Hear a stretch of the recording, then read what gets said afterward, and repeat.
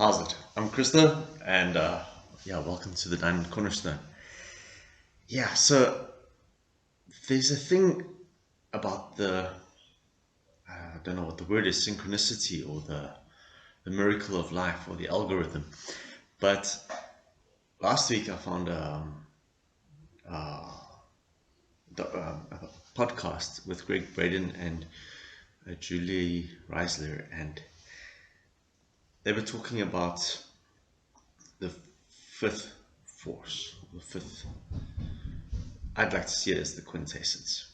Now, the fifth force, as per Greg Braden, is beauty, and beauty as a force can actually, when we experience beautiful things like the sunrise or the sunset, we actually change our neural patterns or our neurons in our brains, and this is actually a force and something to strive for and something to see the world as a new perspective. So I'm currently writing the third book in the series, the Dynamic Diamond series, and it's all about writing a new story for humanity. And there are a lot of concepts going through my mind, but you go back to let's say the old, and what we need is alchemy. Our current worldview is pretty stagnant, and we've had a lot of influence over the past couple of years. I personally believe everything is symptomatic of how we think, and our current thinking is linear, random, separate, competition, conflict. So we've got to up that to be more cyclical, integrated, systematic, cooperation, mutual service. But now this is where it gets fun, because if we change our perspective, we can actually bring our hierarchies, which have been around for like 4,000 years, since the age of Aries, where it was a king, and then you have to serve the king because he's providing you an army to protect you from someone, a neighboring clan, a neighboring tribe, a neighboring country, who are out to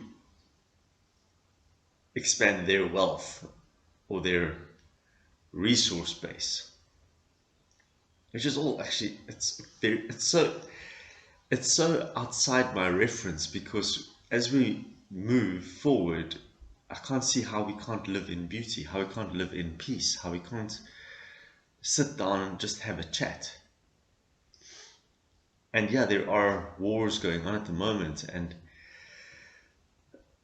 this keeps people in their shadow, in their fear, and maybe it's time for us to reevaluate. Okay, so going back, we look at the old alchemical symbols, and we've got earth,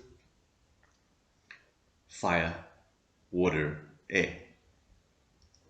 And if you put them into the A-Spire, you'll actually see earth is the grey diamond, or it's the triangle in the grey diamond, just on the symbols, just on symbology. Hey, I'm not even going to get into hardcore stuff.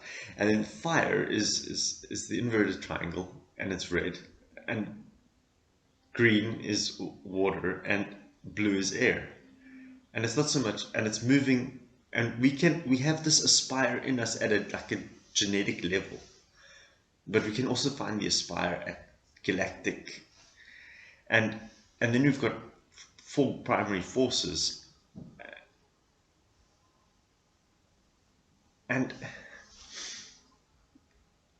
we can take this model, this diamond. I'm just the messenger. I feel like a voice from the wilderness, and all I do is reach out, and I feel like I'm actually repeating myself from last week, but the importance of how we change how we view the world, how we think, we can actually get what is called what's the word? Heterarchy. Move from a hierarchy to a heterarchy. And then it's more flat. But that's going to require alchemy, and it's alchemy from the part of the 1%, because it's going to require a serious amount of empowerment, and with empowerment comes trust. I went to varsity. They empower you, they teach you, they run you through full Bloom's taxonomy for cognitive development. You've got to get the knowledge, you've got to get the comprehension, you've got to practice the application. I was in education, so you've got to learn the didactics, you've got to learn how to set up questionnaires, how to build a class, how to build an assessment, and then you comprehend, then you apply, and then afterwards you go actually through the reflections and the lessons learned as you analyze what you did, then you synthesize it to make it whole again. And that's just cognitive development and educational background. Everybody's been through school system somewhere, whether it was formal schooling, informal schooling. The thing is, a lesson plan is a process model. Making a cup of coffee is a process model. It is that fire. If there is a vision, if there is exchange of ideas, resources, time, and we've actually just reduced that to what we call money, and money is energy or representation of energy. So yes, in a hierarchy, we can change how we see money, how we see energy, how we see currency, how we see ideas.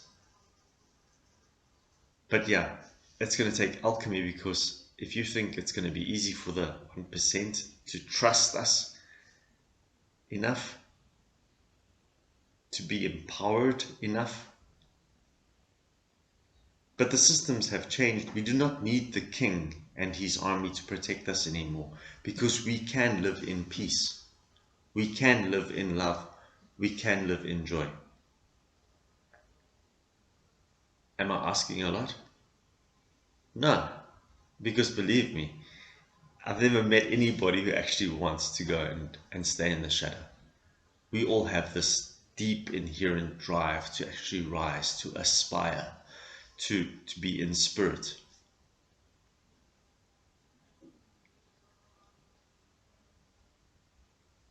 The thing is, we just have to transform or change the lens. You go outside, you put sunglasses on, you've changed the lens. There's nothing wrong with your eyes. You just have to change the lens, change how we think. See the cycles, see the integration of systems, see the cyclic nature of being human. You're a human being, not a human doing. It's not about what you do, it's what you be. The oak tree doesn't have insecurity issues. He knows he's an oak. You watch the ducks on a dam, and they're just being ducks. You are a human being, not a human doing. And what I'm saying is, I'm not the quintessence in your view. And with this, yeah, all of this was reiterated again in a conversation between Catherine Plano and Greg Braden that I found by absolute accident. And he says, you've got to change your view, change your breath, raise your emotion, change your focus, calm your breathing, and then up your emotion. There are lots of emotions above let's say, courage, the 200 line on a map of consciousness. Love, joy, peace, even neutrality is above. The catch is pride. I can do it. I can. It's not about I can. It's we can. 8 billion people saying we can. You know what? We will. It's not even a question. We will. 8 billion people put down their arms and their fear, and we will rise as a whole new humanity. And imagine that movement. empowerment. We'll have city development, no more shacks, no more hunger, no more scarcity mentality. But we have to choose. We have to change our view, change our thinking.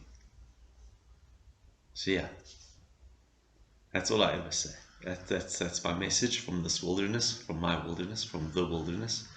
I'm in South Africa, and yeah, you're the diamond. Let's lay a new cornerstone. Let's aspire. Blessings for the day.